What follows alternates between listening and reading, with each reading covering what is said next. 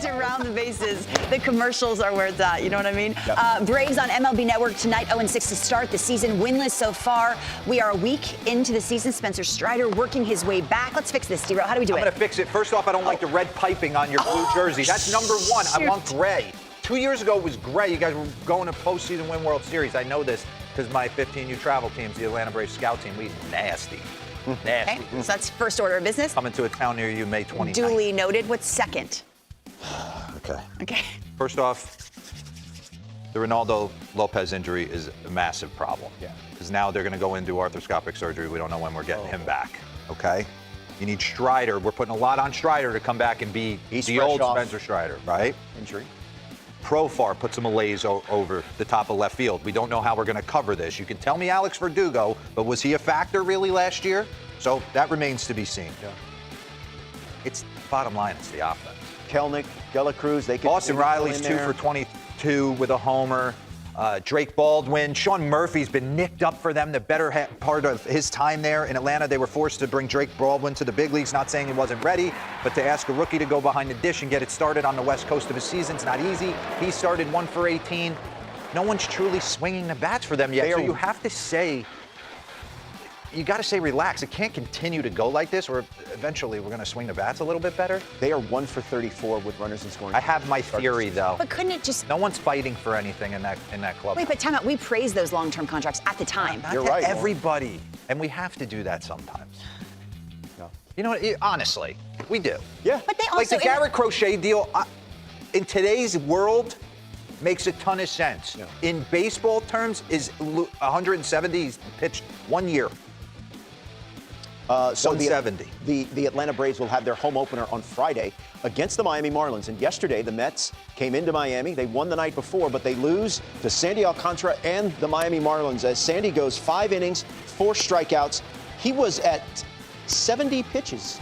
And they take him out. Obviously, he's coming back from Tommy John. That's what I'm wondering. I'm wondering when we will see a ramp up from him. Because remember, he was taking the ball and going the distance. So right at the trade deadline. I'm wondering what that's going to look like. I know you don't want to beat that. First off, hats off to the Marlins, 4-2. 4-2 under Clayton McCullough. Congratulations. So that can't be understated. I know it was 3 walk-off wins, but finding a way to kind of spark the clubhouse and create a little bit of a happy environment in there. We're going to beat Sandy to death because this is what you look for, right?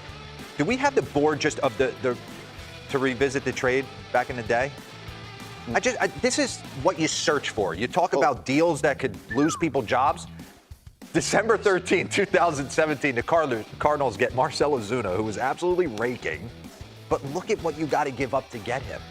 You got Sandy Alcantara, and then Zach Gallen went to Arizona for Jazz Chisholm, if I'm not mistaken.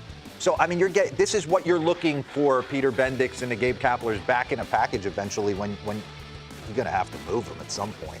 It would make sense. I mean, he's still under club control for, I believe, 2 more seasons after this season. Kodai Senga threw the ball pretty well last night, too, Lauren. So trade deadline's going to be interesting with we him. got to get in on the Mets. Yeah, the Mets are off to a slow offensive start as well. And we will talk about it. Add Shane Baz to the list of nice-to-see performances. A career-high 10 strikeouts. He said, I didn't want to be the only guy in this rotation to have a bad game. A whole lot to like.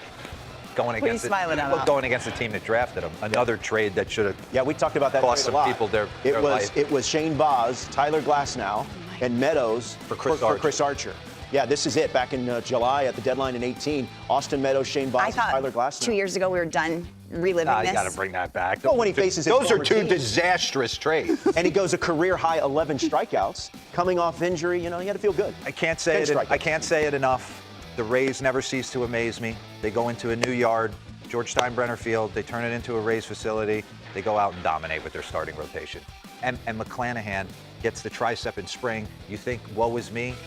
No, they throw out Rasmussen and they throw out Baz and Bradley, and the list goes on. And they just keep getting after it. Fairbanks is nasty at the back end. Brandon Lau's gotten off to a nice start swinging a bat. But everyone, Shane Baz, is known for one thing. His dad. His old man is Raj. Raj Baz. AKA, he was on the D-list top 5 most jacked dads. And rightly so. This guy is put together. Nothing so do you think Shane's not going to throw it through a brick wall? He's got to answer to him. By the way, the Rays, 19 of their first 22 games to start this season will be at home, so you know they're going to pay for it in the back end. But to start things, they're definitely looking good. Meantime, Bo Bichette 2 hits, 2 RBIs. Blue Jays taking on the Nationals yesterday, get the win. I said, and I think a lot of people said, that we're expecting a big season for Bo Bichette after what we saw last year. Yeah, last year had to be an aberration. You don't really know, was he nicked up? Was he just disgruntled? It's just too good a hitter. He's led the American League in hits. Nays, give it to me. I think if we combine like the last 5 years, I'm sure he's at the top of the list. So I'm not surprised. He's gotten off to a nice start. George Springer's gotten off to a nice start. They can certainly pitch. Out in Francis, Bassett. It's an interesting team. The American League East is kind of up for grabs. Oh, yeah. I think everybody's kind of... From 21 to 23, Bo Bichette led the American League in hits. 21 to 23? Yeah, and now he's going into a walk year as the Blue Jays and Nationals, they continue that series this afternoon. Gore and Lucas, who makes his 2025 debut. That is the pitching matchup. Okay, good morning, Ben. How are you? Hey, good morning. Doing good. How are you guys? We were just talking during the break. The first 2 games of this series have been wins for your ball club, but they've also been pretty tight. What have you seen from your club against these Cardinals so far?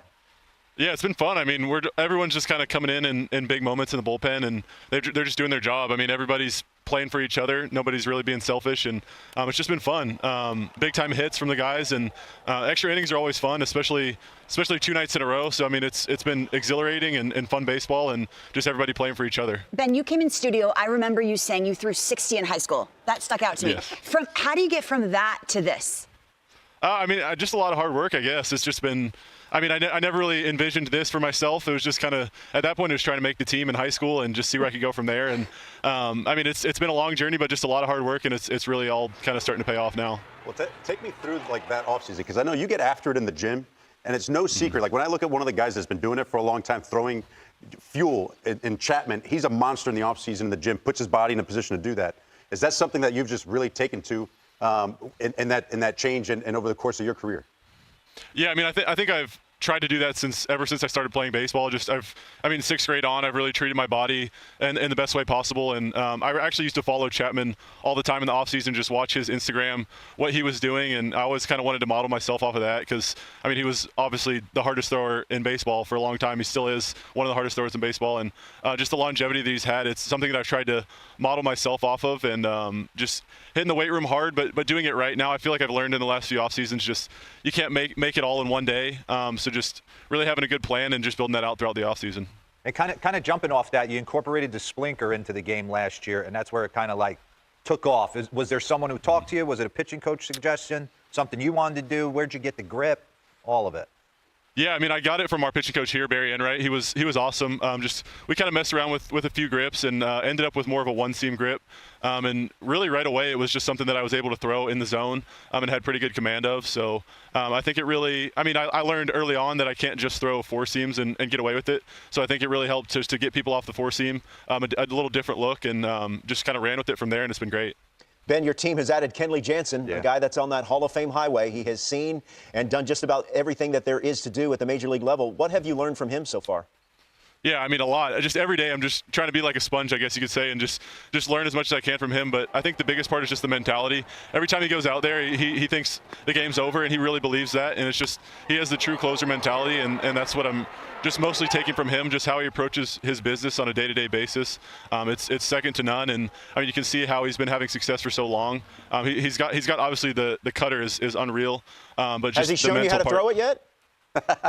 Yeah, he has. I mean, if I can throw it like that, I would be extremely happy. But I haven't gotten there yet. But yeah, it's just the mental part is insane. It's awesome to watch every day. Ben, diet and exercise, body is a temple. Got it. You ever have pizza? Yeah. No, I don't. No, not very, very rarely. Maybe in the off season once or twice. Wait, that's discipline. Lauren. Wait, what's a guilty pleasure food? Like what? Kale. Probably would be. Yeah, probably would be pasta. I mean, honestly, I basically just eat steak and avocado at this point. So. Okay. Really? All right. Wait, really? Hey, so word on the street. Word on the street is you got engaged. Congratulations. I did. Thank you very much. Does she ever want to have pizza and you say no? Honestly, she's great. She's kind of like whatever you make, I'll eat it. So she's kind of gotten on the Ben Joyce diet, I guess, and she likes a lot of ground beef and a lot of steak for sure. Hey, spoiler alert! She now throws 96 miles per hour. Yeah, she does. She throws harder than I do, actually. Now this is you when you came in studio. Yeah. You brought your she was your girlfriend then, but now she's your fiance. This is great here. I mean, is it fair to say that we kind of had something to do with your love story? Is that fair? Oh, 100%. Yeah. I mean, I'll be sending invites to your guys' house for the wedding. For sure. How'd you do it? How'd you get engaged? Did you do anything kind of outside the box? Honestly, not really. We went to a vineyard in North Georgia. She thought we were going to a wedding, so it was. I kind of got to have her dress up for that, and where were you? She was like, no, a little north of that. But she was like, "Where's the wedding at?" And I was like, "I don't know, maybe right up this hill." And did you say I throw 110? Yes or no? I already know the answer to this, but I'm asking anyway. I mean, look at him for God's sake. No. So steak. So what will you have for breakfast? Steak and eggs. Really? How the eggs? How the eggs? Scrambled? What are we going? I've been on I like scrambled, but I've been on the sunny side up kick right now. Really? What's your favorite cut of steak? Ribeye every time. There you go. I'm going to have to get on the Ben Joyce diet. He's My wife's been throwing some hints at me. I've gained a pounds from playing. So Hey, Ben, I'll get your number. I'll reach out to you. What you should do is just superimpose Ben's body onto your face. And yes, how about for now? You. Good job. Hey, Ben, congratulations on the win the last couple of nights, and we appreciate the time. Good luck to you and the Angels this afternoon and the rest of the way.